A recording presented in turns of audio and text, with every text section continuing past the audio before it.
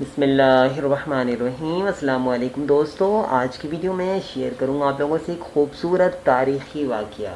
دوستو، جب role rice کو، جو دنیا کی مہنگی ترین گاڑیوں میں آج بھی شمار ہوتی ہے، لا کر بہاولپور میں اس سے کچرا اٹھایا گیا۔ دوستو، واقعہ کچھ ایسا ہے کہ نواب آف بہاولپور یعنی جنرل صادق محمد خان، جن کا اصل نام تھا، 1966 میں ان کا انتقال ہوا۔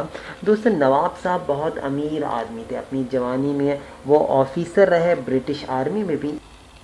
دوستو، ایک بار نواب آف بہاولپور لندن میں عام شہریوں کی طرح مارکیٹ گئے۔ رولز رائس کے شو روم پر کھڑی رول رائس گاڑی پسند آ گئی۔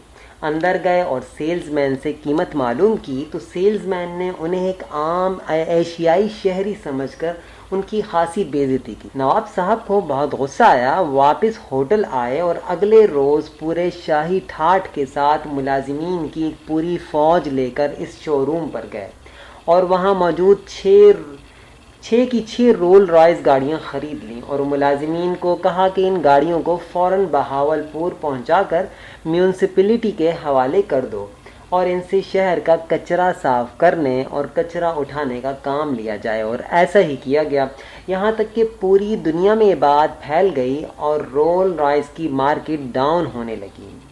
رول رائس کا جب بھی کوئی نام لیتا تو لوگ ہنستے ہوئے کہتے کہ وہی رول رائس جو ریاست بہاولپور میں شہر کا کچرا اٹھانے کے لیے استعمال ہوتی ہے۔ کچھ عرصے بعد رول رائس کمپنی کے مالک نے خود بہاولپور آ کر نواب صاحب سے معذرت کی اور 6 رول رائس گاڑیاں بطور تحفہ دیں اور درخواست کی کہ گاڑیوں کو اس گندے کام سے ہٹایا جائے۔ ان 6 نئی گاڑیوں میں سے ایک نواب صاحب نے قائد اعظم رحمۃ اللہ علیہ کو تحفے میں دی، جو آج بھی قائد اعظم میوزیم کراچی میں پڑی ہوئی ہے۔